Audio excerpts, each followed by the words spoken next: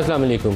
पाकिस्तान में आजकल सबसे ज़्यादा जो गॉसिप है वो 28वीं आईनी तरमीम के हवाले से होती है, लेकिन ये बाई इलेक्शन के नताइज के बाद नवाज़ शरीफ साहब ने दोबारा एक आज बड़ा तगड़ा सा बयान दे दिया। 8 फरवरी के जब इंतखाबात हुए तो उन इंतखाबात के बाद 66 सीटों के ऊपर नवाज़ शरीफ ने अपनी फ़तह का ऐलान किया था और उसके बाद फॉर्म 45 और 47 के जो झगड़े शुरू हुए और जिस तरीके से वो एक पाकिस्तान तहरीक इंसाफ के साथ वो खेल शुरू हुआ था वो बल्ले के निशान से, उसके बाद उनकी असम्बली की टिकट्स के ऊपर आ गया, फिर रिज़र्व सीट्स उनकी हैं या नहीं है। बाद ऐसे फ़ैसले सामने आए जिन्होंने बहुत ही तलखी में इजाफा कर दिया, कमी नहीं की। लेकिन इस तमाम अरसे में नवाज़ शरीफ का वो जो नारा था वोट को इज़्ज़त दो, वो कहीं फौत ही हो गया, वो नारा वो ज़िंदा नहीं रहा उसके बाद। और वो जो नवे वाली सियासत थी, इस्टेब्लिशमेंट के साथ एक पार्टी मिलती थी और दूसरे को रगड़ा लगता था, वो सियासत हमें पाकिस्तान में वापस आती नजर आई। पाकिस्तान का मफाद यकीनन ये नहीं था। पाकिस्तान का मफाद ये था कि एक तगड़ी मजबूत किस्म की इस्टेब्लिशमेंट अपनी जगह कायम रहे, अदलिया जो है वो आज़ादी के साथ अपना काम करे और साथ ही पार्लियामेंट अपना रोल अदा करे लोगों की ज़िंदगियों में बेहतरी पैदा करने की खातिर। उनके लिए जो इक़्तिसादी मुश्किलात में इजाफा हुआ है हालिया सालों में, महंगाई की वजह से, बेरोज़गारी की वजह से, उनमें कमी लाने के लिए फ़ोकस एफर्ट की जाए। लेकिन जब आपकी कोशिश ये हो कि इस रस्साकशी के नतीजे में हुकूमत कैसे लेनी है, वो दुरुस्त और गलत रास्ते को तो आपने मिटा ही दिया ना, उस तस्वर को कि ये दुरुस्त है ये गलत है, सिर्फ हासिल करना ही एक एंड ऑब्जेक्टिव रह गया। जैसे भी हासिल करना है, छीन के, उठा के, चोरी करके, एंड रिज़ल्ट यही चाहिए, तो फिर उसका नतीजा कभी अच्छा नहीं निकलता। तो आज जब वो मियाँ साहब प्रेस कॉन्फ्रेंस कर रहे थे तो उसके अंदर, और मरियम बीबी ने भी प्रेस कॉन्फ्रेंस की, तो उन्होंने कहा खिदमत को लोगों ने वोट दिया है। तो बहुत से लोगों को इसके ऊपर कोई आसानी से उस चीज़ को कबूल करना काफ़ी मुश्किल पेश आई, क्योंकि फरवरी 2024 के इंतखाबात में पीटीआई पॉपुलर पार्टी के तौर पर पंजाब में मौजूद थी, लेकिन इंतखाबी नताइज जो थे वो उसके बरक्स थे। इसी तरीके से बाई इलेक्शन की तरफ आप आ जाएँ तो पीटीआई का वोटर उसके लिए निकला ही नहीं, वो कम्प्लीटली मायूसी का शिकार था। और पीटीआई जो है मुकम्मल तौर पर एक तितर बितर पार्टी की शक्ल में हमारे सामने नज़र आती है। उसके अंदर कोई 10 ग्रुप बने हुए हैं, वोटर उसका मायूस होकर घर बैठ गया है। तो ये सूरत हाल पाकिस्तान के लिए कुछ ज़्यादा खुशकुन नहीं है। इक़्तिसादी मैदान में देखें तो आज ही आपने तमाम अखबारात में और टीवी चैनल्स पे एक हेडलाइन सुनते हैं, जिसको हम गुज़श्ता रोज़ अपने प्रोग्राम में डिस्कस भी कर रहे थे, कि पाकिस्तान में बेरोज़गारी में बहुत ज़्यादा इजाफा हो गया, 7.1% होगी, जो एक्चुअल में इससे भी ज़्यादा नंबर होना चाहिए। और उससे जुड़ी हुई चीज़ें बहुत सारी हैं कि बेरोज़गारी बढ़ी क्यों। पाकिस्तान में मैन्युफैक्चरिंग में इन्वेस्टमेंट नहीं हो रही, पाकिस्तान से कैपिटल फ़्लाइट हो रही है, सरमाया पाकिस्तान से बाहर जा रहा है। और पाकिस्तान में इसी अरसे में पिछले चंद महीनों या 1 साल के अंदर या 2 साल के अंदर 100 से ज़्यादा जो बड़े टेक्सटाइल के यूनिट्स हैं, लीडिंग कंपनीज, बड़े बड़े नाम, वो पाकिस्तान में फैक्ट्रियाँ बंद कर गए हैं। ये मतलब इससे ज़्यादा कोई लम्हा फ़िक्रिया हो सकता है कि वो मुल्क जिसका मेन स्टे ही टेक्सटाइल एक्सपोर्ट्स के ऊपर है, ओवर द ईयर्स हम टेक्सटाइल की बरामदात से टोटल बरामदात का नंबर हासिल करते हैं, वो नीचे की तरफ जा रही है। 19.3 अरब डॉलर 2021-22 में हमने हासिल किया था, उसके बाद 16.5 अरब डॉलर अगले साल ही आ गया। पिछले साल थोड़ा बहुत ऊपर आके 17.8 अरब डॉलर गया और इस साल की अब सूरत हाल ये है कि 100 से ज़्यादा टेक्सटाइल यूनिट बंद हो गए। तो आज के प्रोग्राम में अपने पॉलिटिकल डिस्कशन की तरफ जाने से पहले हमने एप्टमा के चेयरमैन कामरान अरशद साहब को दावत दी है कि हमें बताएं कि टैक्स साथ हुआ क्या। कामरान साहब, आपका बहुत शुक्रिया, आप हमारे साथ शामिल हो रहे हैं। ये बताइए, ये 100-125 यूनिट बंद हो गए, वजूहात क्या है? जी, बिस्मिल्लाहिर्रहमानिर्रहीम। मलिक साहब, इशू ये है कि हमने 19.3 बिलियन डॉलर को टच करके फिर हम 16.5 और 16.6 पे आ गए थे 2022-23 और 23-24 में। इस साल आपकी टेक्सटाइल इंडस्ट्री ने रिबाउंड जरूर किया है, 16.6 बिलियन डॉलर से 17.8 पे गई है। आपकी जो इज्तिमाई एक्सपोर्ट थी वो 30 बिलियन डॉलर से 32 पे गई, एंड जो आपकी टेक्सटाइल एक्सपोर्ट थी वो 16.6 से 17.8 पे गई। यानी कि जो 2 बिलियन डॉलर का इज्तिमाई इजाफा टेक्सटाइल एक्सपोर्ट में हुआ, उसमें जो सबसे बड़ा शेयर था वो टेक्सटाइल इंडस्ट्री ने हुकूमत पाकिस्तान को ला के दिया। अनफॉर्चुनेटली प्रॉब्लम यह है सर कि पोटेंशियल हमारा 17.8 का नहीं, पोटेंशियल हमारा 25 से 30 बिलियन डॉलर का है शॉर्ट टर्म में।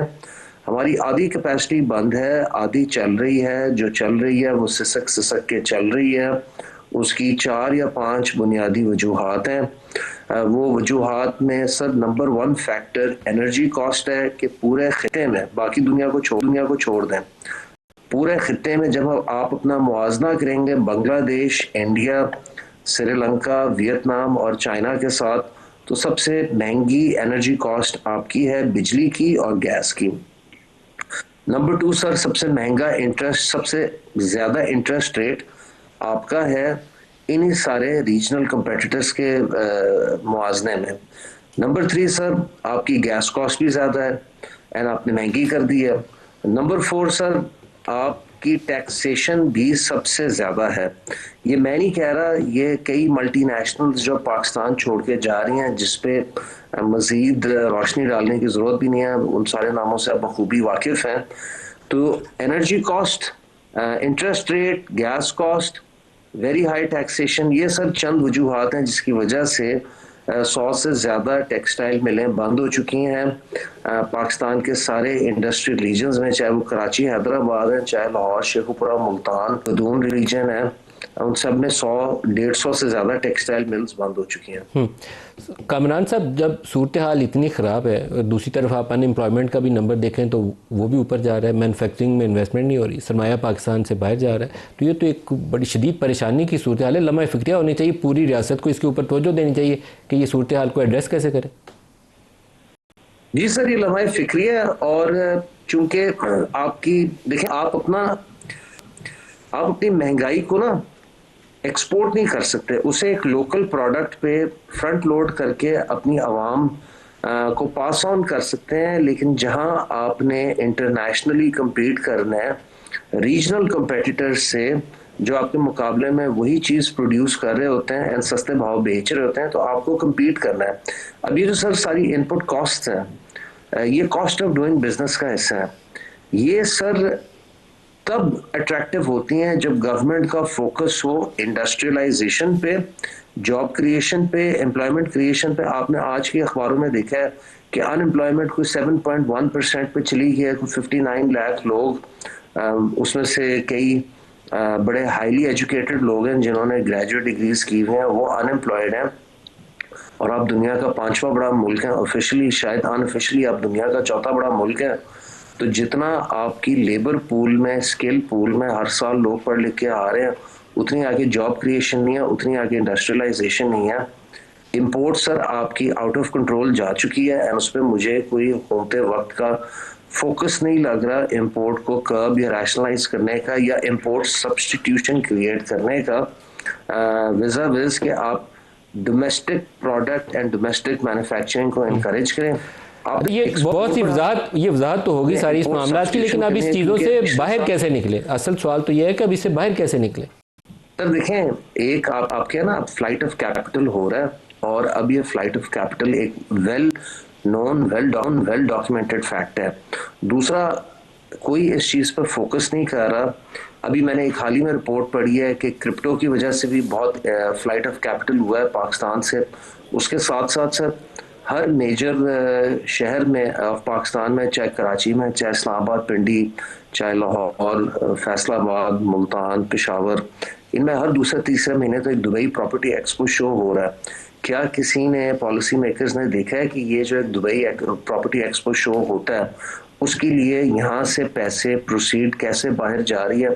तो ये सर हुकूमत वक्त का काम है, हुंडी हवाला बदला, ये मनी चेंजर्स को कर्ब करना, फॉरेन एक्सचेंज कंपनीज को जिनको वो कर्ब नहीं कर पा रहे।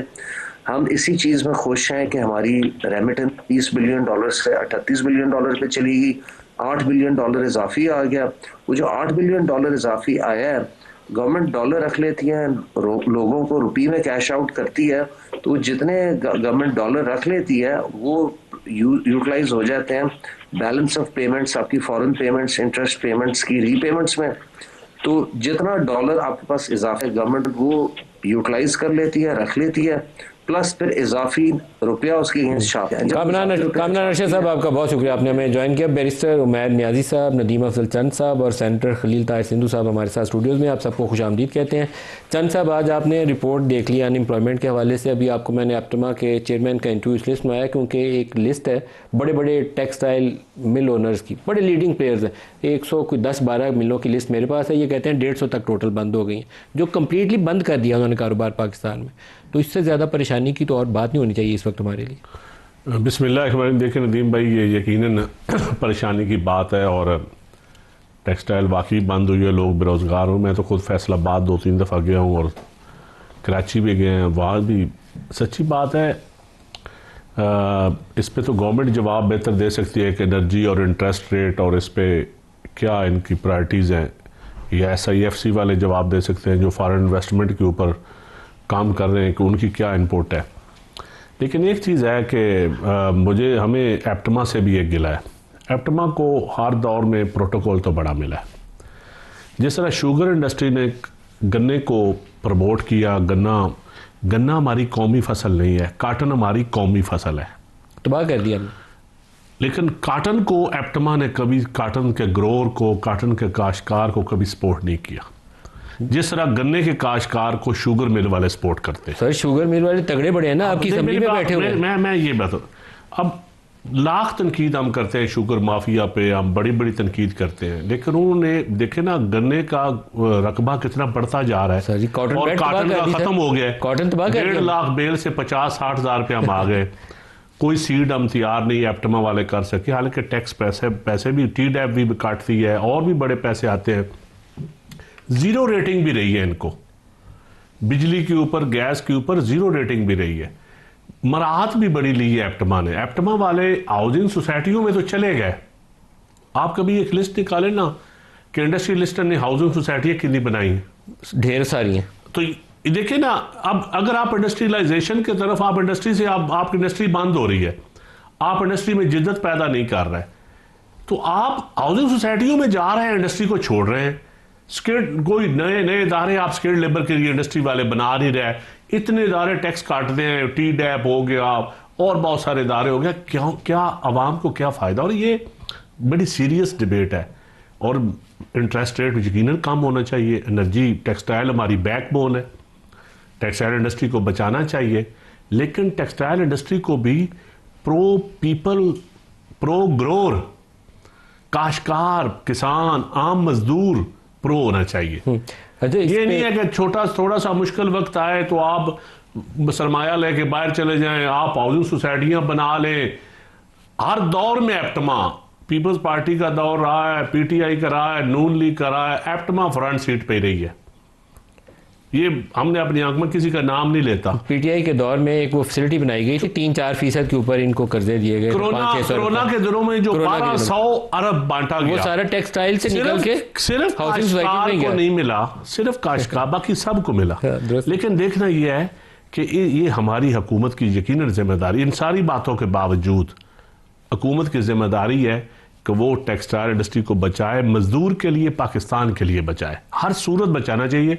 और एनर्जी बिल्कुल महंगी है। देखिए, हम देहाती लोग हैं ना, आप जाएं, लाइन लॉसेस जो अब वापडा का नुकसान हो रहा है, 30 से 40% तो लाइन लॉसेस हो रहे हैं आज भी। हमारे इलाकों में भी हो रहे हैं, गैस के भी हो रहे हैं, बिजली के भी हो रहे हैं। आप लोड शेडिंग का, आप ओवर बिलिंग, डिफेक्टेड बिल, जिसकी छोटी सी गलती पकड़ी गई, कोई छोटा सा नुकसान हुआ, उसको 2 लाख का बिल, 4 लाख का बिल, ये मेरे भाई बेल आउट करेंगे, सेकंड करेंगे इस चीज़ को। ये भी अवामी हादसा। लेकिन इसका फ़ायदा वो डिपार्टमेंट जो हम कहते हैं डिस्कोज हम बना लॉसेस में जा रही हैं, जो लॉसेस भी हो रहे हैं, उसके ऊपर आज तक कुछ नहीं हुआ। उमैर साहब, आप बताइएगा, ये बड़ा लम्हा फिक्रिया है जी, लिस्ट देख के टेक्सटाइल मिलों की, अगर ये बंद होंगी और मैन्युफैक्चरिंग में इन्वेस्टमेंट नहीं आएगी तो आप पाकिस्तान को आगे कैसे बढ़ाएंगे? बिल्कुल, मैं असल में चंद साहब की बात को बढ़ाऊंगा। इन्होंने बड़ा एक इंटरेस्टिंग चीज़ को छेड़ दिया है। देखिए, हम फोकस कर रहे हैं एक एरिया को, कॉटन कर लिया, ठीक है, टेक्सटाइल हमारे कंट्रीब्यूट भी कर रहे हैं, उससे साथ साथ करस्पॉन्डिंग सेक्टर्स भी मौजूद हैं, हम उनको इंसेंटिवाइज नहीं कर रहे। लेकिन पाकिस्तान के 2 बड़े मसले हैं। एक है हमारा जो हम कहते हैं ब्रेन ड्रेन, और दूसरा है रिसोर्स ड्रेन। ब्रेन ड्रेन का तो चलो किसी तरह से कॉम्पनसेशन, रिमिटेंसेस की सूरत में समझ आती है, मगर जो हमारा रिसोर्स ड्रेन हो रहा है उसको कोई नहीं चेक कर रहा। अब देखिए, छोटी छोटी सी एग्जांपल्स होती हैं। आपका एल्यूमिनियम 70% वाला बॉक्साइट जिसे कहते हैं, आप रॉ फॉर्म में बाहर भेज रहे हैं, क्या है ज़्यादा, मैक्सिमम कितना मिल रहा है? 50,000 रुपया टन मिल जाएगा। जो प्रोसेस 70% वाला जब प्रोसेस हो जाता है तो वही कितने लाख, 35 लाख का टन है। हम उस तरफ नहीं देख रहे, हम उस तरह की अपॉर्चुनिटीज़ पर कैपिटलाइज नहीं कर रहे। इंडोनेशिया हमारे साथ बैठा है, एडवांस किस्म की इंडस्ट्री नहीं है जिसको रिफाइनिंग के लिए चाहिए, बड़ी बेसिक किस्म की इंडस्ट्री है रिफाइनिंग। और ये देखें, कौन लोग हैं जो नहीं चाहते ये ना हो। देखें, इंडोनेशिया आपके साथ बैठा है, क्रोमाइट बाहर नहीं जाने देता। हमारे पास दुनिया के चौथे बड़े रिजर्व्स हैं, मगर हमारी क्रोमाइट की एक्सपोर्ट कितनी है? $120 मिलियन। अब $120 मिलियन के लिए हम नुकसान क्या कर रहे हैं? बिलियंस ऑफ डॉलर्स का। हम नेट इंपोर्टर हैं स्टेनलेस स्टील के। हम स्टील कितना इंपोर्ट करते हैं? हम $3 बिलियन से ज़्यादा जो है ना इंपोर्ट करते हैं। तो जब ये सूरत हाल हो, हम एक ऐसा मुल्क हैं जो $2.5 बिलियन इंटरेस्ट पेमेंट दे सकता है, मगर इन सेक्टर्स को नहीं खड़ा कर सक रहा। ये कौन लोग हैं? बेसिकली वो आइडेंटिफाई करने की ज़रूरत है जो चाहते हैं कि हम इंपोर्ट डिपेंडेंट रहें, हम इसी तरह चीज़ें मंगाते रहें और हमारे बाहर के लोग फैसले करें। जब हमारी इस पे खलील साहब कोई पॉलिसीज़ के अंदर सीरियस किस्म का फ्लॉ है। बांग्लादेश कॉटन का एक टिंका पैदा नहीं करता। हम किसी ज़माने में 14-15 मिलियन बेल करते थे, अब हम 4-5 मिलियन बेल पे आ गए हुए हैं। बांग्लादेश की जो टेक्सटाइल एक्सपोर्ट्स हैं they are more than $40 billion, more than $40 billion. हमने एक साल गलती से 19 या 3 किया था, 2021-22 में दोबारा नीचे आ गए हुए हैं। और अब तो यूनिट ही बंद होना शुरू हो गया, बल्कि यहाँ से बाहर जा रही हैं फैक्ट्रियाँ, दूसरे मुल्कों में जा रही हैं। तो आपको कुछ करना चाहिए, इसको रोकना पड़ेगा। बहुत शुक्रिया रदीम साहब। मैं चंद साहब की बात को कोरैबोरेट करूँगा कि what is the way out. हमें सोचना है, और सिर्फ हमें नहीं बल्कि हम सबको मिलकर। हम असल में फंस गए दूसरे मसलों में, सारे सियासतदान ही। मतलब जो हमारी प्रायोरिटीज़ है कॉमन मैन के लिए, शायद मैं ओपनली कहूँगा, मेरा फैब्रिक भी ऐसा है कि मैं बात सीधी करता हूँ, शायद उस तरफ हमारा ध्यान नहीं जा रहा। और जो कॉमन मैन है उसका जिस्म और रूह का रिश्ता बरकरार रखना मुश्किल है, चाहे हम जितना मर्जी कर लें। जब PTI का दौर था, मैं किसी इनको मुर्द इल्ज़ाम नहीं ठहराता। जब इन्होंने IMF से मुआहदा किया तो इन्होंने उसके बाद इन्होंने मुआहदा तोड़ दिया। उस वक्त डॉलर की कीमत क्या थी, और जब फिर हमें करना पड़ा उस वक्त डॉलर की कीमत क्या थी। और फिर लोगों का ट्रस्ट जो है कि इन पर तो ट्रस्ट ही नहीं किया जा सकता। इन पर तो इनके ना तो पोलिटिकल हालात ठीक है, ना इनकी कुछ और चीज़ें ठीक है, ना इनकी को अपना क्या कहना चाहिए सिक्योरिटी के हालात ठीक है। तो इसके लिए मैं चंद साहब की बात पे बिल्कुल कॉटन वाली जो बात उन्होंने की, और ख़ासतौर पर कि हम इन बातों की तरफ तवज्जो ही नहीं दे रहे कि, और सारे इसमें not only the government, we all are collective responsible for all this. Even एफ्टमा भी, नाजी साहब भी, चंद साहब भी, मैं भी, हमारी गवर्नमेंट भी, कि हाउ किस तरह से हम इसको इम्प्रूव कर सकते हैं। तो इसके लिए वे आउट निकाल के इस पर काम करना पड़ेगा, बजाय इसके कि हम रोज़ाना रोड ब्लॉक कर दें, ये कर दें, वो कर दें। उन चीज़ों से निकलना होगा और इस तरफ आना पड़ेगा। PTI की हुकूमत कब गिरी थी सर? अप्रैल 2022 में? जी भाई। तो उससे लेकर अब तक 3 साल में आपने कौन सी चीज़ दुरुस्त की? आज नवाज शरीफ साहब की मैं तकरीर सुन रहा था, वो कह रहे थे 39% महंगाई कर दी पिछले दौर में। और पिछला दौर किसका था? वो इनके भाई साहब की हुकूमत थी, शहबाज साहब की। PDM के दौर में 39% थी, अब हमारे दौर में 3% थी। मतलब नवाज शरीफ की हुकूमत को गलत गिराया गया। मैं उसको बिल्कुल नहीं कहूँगा कि सही गिराया गया, गलत तरीका कार था। तो लेकिन अभी कौन सा काम दुरुस्त कर लिया हमने? बिल्कुल आपकी बात, मैं इसको कहना चाहूँगा कि जब भी इनकी गवर्नमेंट गिरी, लेकिन इसके बाद अभी जो मौजूदा सूरत हाल है, अगर हम पीछे माजी को छोड़ भी दें तो अगर हम अब क्या कर सकते हैं, मेरा ऑलवेज हमेशा ये था कि वे फॉरवर्ड किया है। तो ठीक है, महंगाई में हमने चीज़ों की कीमतों में कमी की है, रेमिटेंसेस बढ़ी हैं। हालांकि इन्होंने कहा था कि पाकिस्तान में रेमिटेंसेस ना भेजें, यहाँ पे आप ये ना करें, IMF से का मुआहदा ना करें। तो मैं दोबारा उसी सूरत हाल पे आऊँगा कि आप उनको ट्रस्ट क्या देते हैं इंटरनेशनल जो ऑर्गेनाइजेशंस हैं उनको। अगर आप उनको ट्रस्ट नहीं देंगे, किसी ताजर को, किसी फैक्ट्री ओनर को, किसी बिजनेसमैन को, तो फिर ऑटोमेटिकली हालात जो है इस तरफ जाएंगे। अभी इसके लिए फिर दोबारा मैं उस पर मलिक साहब आऊँगा कि हमें वे फॉरवर्ड यही है कि हम सब मिलकर बैठकर बाकी तरजीहात हैं इनको जो प्रायोरिटाइज करके उस पर सोचिए कि कॉमन मैन की जिंदगी जो है वो किस तरह से बढ़नी है, करनी है। जो 2017 में था उस वक्त बिल्कुल जो मियां नवाज शरीफ साहब ने फरमाया कि हम तो बैठाते ही, ये बैठते नहीं, ये सिर्फ रहाई के अलावा और कोई काम ही नहीं मांगते कि जी हमें हमारे बानी को रहा कर दो, हमारे बानी को रहा कर दो। और भी इश्यूज हैं। हमने कहा कि अगर आप 100 इश्यूज देते हैं तो उसमें से 25 तो हल हो सकती हैं। स्टार्ट तो लें किसी जगह से, लेकिन स्टार्ट ही नहीं लेना चाहते किसी जगह से भी। अब भी अगर ये हमने काम ना किया तो नवाज शरीफ को जेल में डालना सही फैसला था? नो। उनकी रिहाई सही फैसला था? जी बिल्कुल। तो इमरान खान के केस में क्या फ़र्क है? आप बहुत फ़र्क है। क्या एक ये देखिए ना, वो एक अगर आप कैबिनेट से बगैर पूछे, बगैर चांद साहब भी उस कैबिनेट में थे, बगैर किसी काम के, हालांकि जो कैबिनेट होती है वो कलेक्टिव रिस्पॉन्सिबल होती है और सबके सामने डॉक्यूमेंट रखने होते हैं। फिर ये झूठे वादे करने कि इतने सौ घर बना देगी, इतने मकान बना देगी, इतने दरख्त लगा देगी, सारे वादे सच्चे किए थे। सारे तो सच्चे कभी भी नहीं होते सर। वादों के ऊपर सजा देनी है तो आपने कहा ना सारे झूठे वादे। द प्रॉब्लम इज दैट कि जो मियां से इनका केस है, इनका केस एंटायरली डिफरेंट है। वो तो हाईजैकिंग का केस, इनका केस है 190 मिलियन पाउंड का केस, खासतौर पे मेन केस जो बना। अभी नवाज शरीफ को हाईजैकिंग की सजा नहीं थी, वो पुराना केस था। वो तो जो सजा हुई थी वो भी सिंपल, उसमें चंद साहब असल में हम उस चीज से ना कहने से शर्मारे हैं। बहस पे आ गए। वो तो अडियाला जेल है ना, उसकी काल कोठरी में एक वजीर आजम रहना ही रहना है जब तक इस मुल्क में जमहूरियत, रूल ऑफ लॉ और पॉलिटिकल जमातों में जमहूरियत नहीं आती। वो तो आप बेफिक्र रहे, एक वज़ीर आज़म रहेगा। किस किस की बारी आती है शहीद जुल्फ़िकार अली भुट्टो से लेके देख लिया आपने।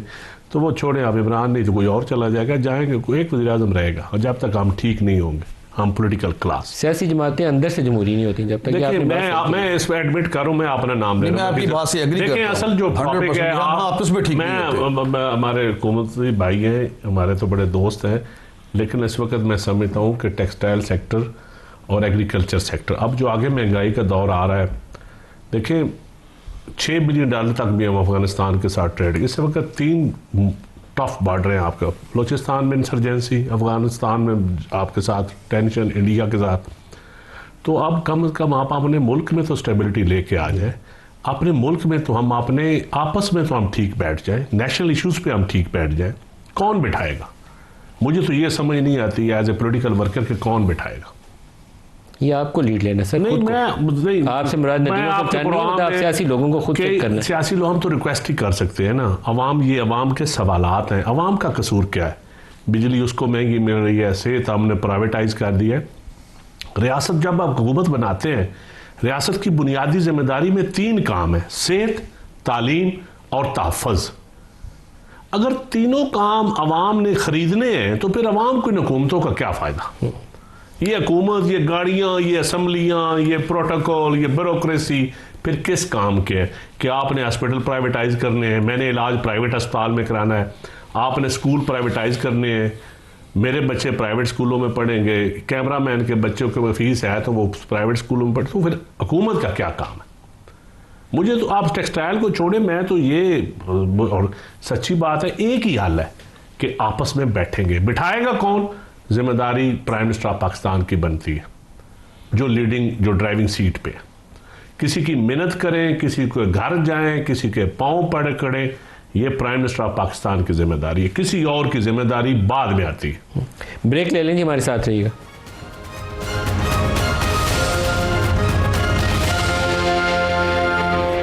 प्रोग्राम में दोबारा खुशामदीद कहते हैं। आज मियाँ साहब ने क्या कहा, पहले सुन लीजिए, फिर गुफ्तगू आगे बढ़ाते हैं।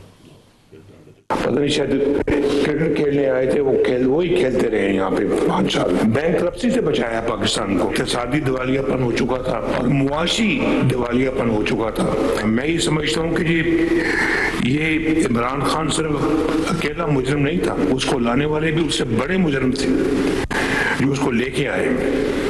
उनसे भी पूरा उनका हिसाब लेना चाहिए। इन्होंने कहा जी हम इलेक्शन का बाइकआउट करेंगे। अब वो बाइकआउट कैसा बाइकआउट, जिसमें अयूब खान की बहू और उमर अयूब की बीवी जो है वो खुद इलेक्शन लड़ी और कहते हैं बाइकआउट है। बाइकआउट ऐसा होता है? मियाँ साहब की सियासत में जो एक कमज़ोरी है वो ये है कि लाने और ले जाने वाले ये हर वक्त में सिलेक्टिवली बताते हैं कि लाया कौन, और सिलेक्टिवली बताते हैं कि मुझे क्यों निकाला। कभी दोनों चीज़ें इकट्ठी करके नहीं बताते, नहीं तो मसला इनकी समझ में ज़्यादा खुद भी आ जाए और बाकियों को भी आ जाए। लेकिन मरियम नवाज़ ने इसके ऊपर क्या कहा वो भी सुनिए। तारीख की बदतरीन साजिशें वो उनके खिलाफ हुई हैं। 3 दफ़ा अल्लाह ताला ने इक़्तिदार किया। वाहिद पॉलिटिशियन पाकिस्तान का, एक वाहिद लीडर है जो 3 दफ़ा प्राइम मिनिस्टर बने, 3 दफ़ा साजिश से बाहर निकले। मुशर्रफ से लेकर अब तक जनरल फैज तक सब ने एक ही दावा किया, नवाज शरीफ इज हिस्ट्री, नवाज शरीफ की सियासत खत्म हो गई। इमरान खान ने भी यही क्लेम्स किए। तो आज तुम्हारा जिक्र भी ना होगा दास्तानों में। आज वो तारीख के किस कूड़ेदान में पड़े हैं। नैरेटिव अपना कभी इस बात पे बिल्ड नहीं किया फलां चोर है, फलां डाकू है। अपना नैरेटिव बिल्ड किया, खिदमत के ऊपर किया, मेहनत के ऊपर किया। तमाम तब्दीली, हकीकी तब्दीली को महसूस कर रही है। इसी वजह से चाहे वो ये धरने की कॉल हो या जलसों की कॉल हो या बॉयकॉट की कॉल हो या कोई भी कॉल हो, अवाम ने इनके ऊपर यकीन करने से साफ इनकार कर दिया। जनाब उमैर न्याजी साहब, पहले आप ही जवाब दे रहे हैं। तारीख के कूड़ेदान में पड़े इमरान खान और खिदमत का वोट पड़ा है नवाज शरीफ को। अच्छा, वो कह रहे हैं कि मुजरिम में लाने वाले।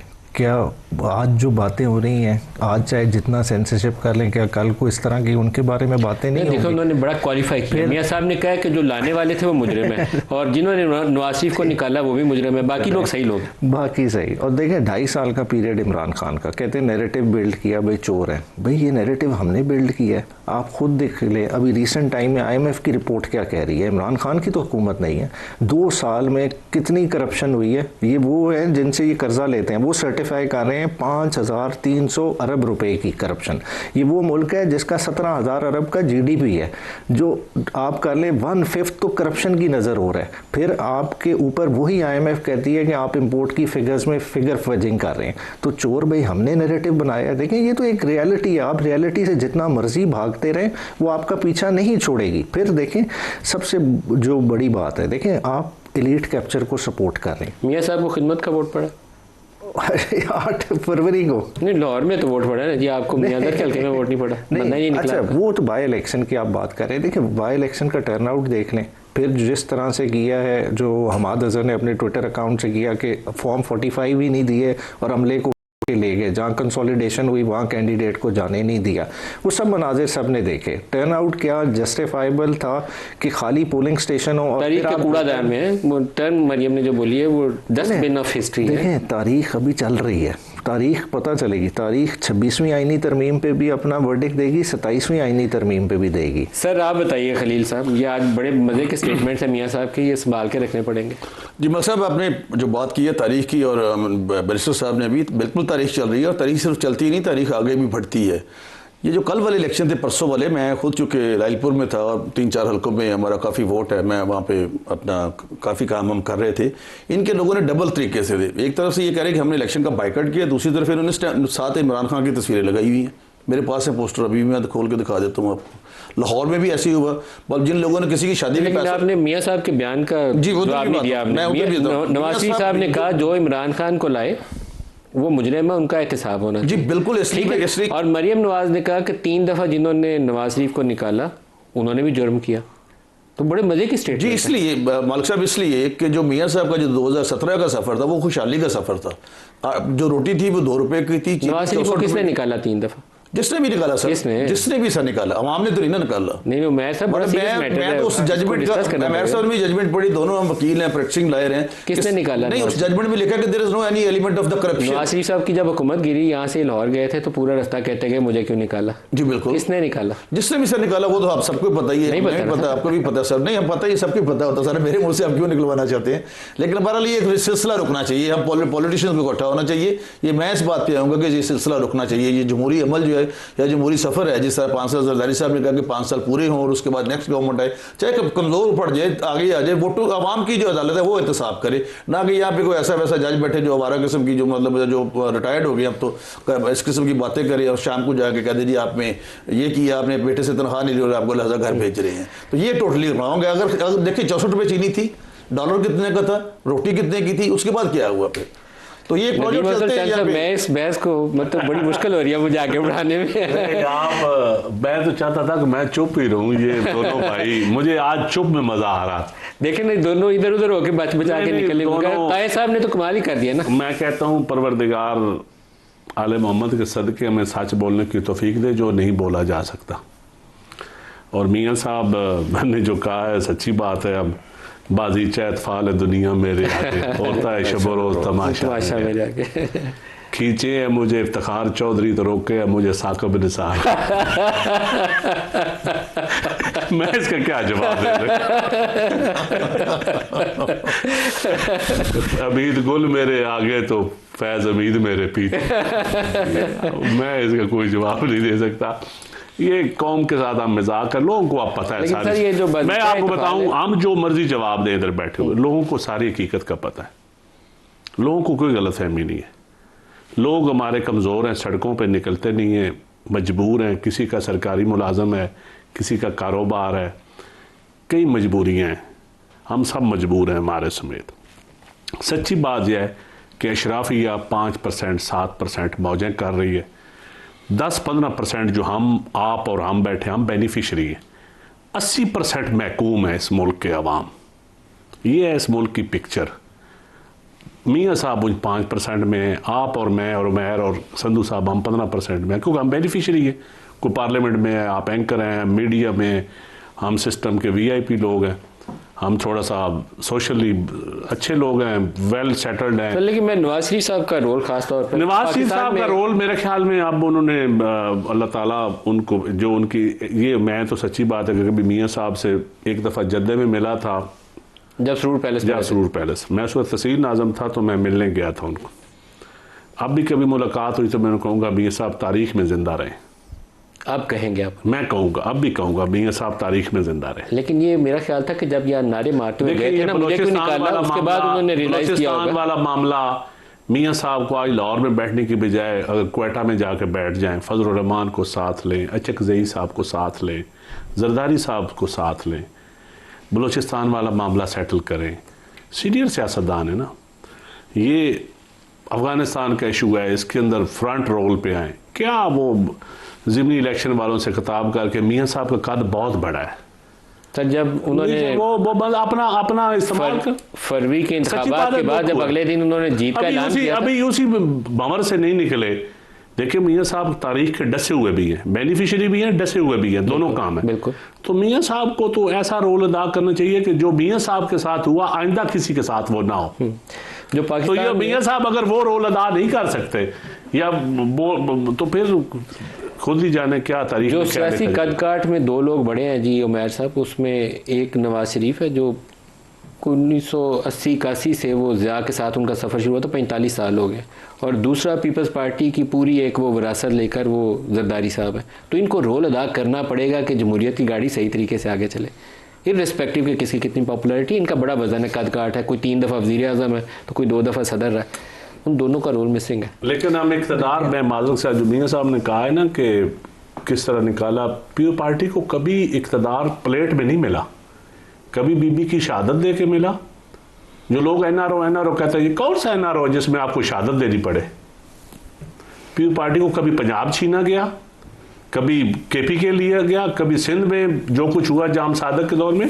पीपल पार्टी के साथ कोई फैज़ हमीद या कोई साकिब निसार या कोई इफ्तिखार चौधरी या कोई हमीद गुल या कोई जस्टिस क़य्यूम पीपल पार्टी का नहीं है।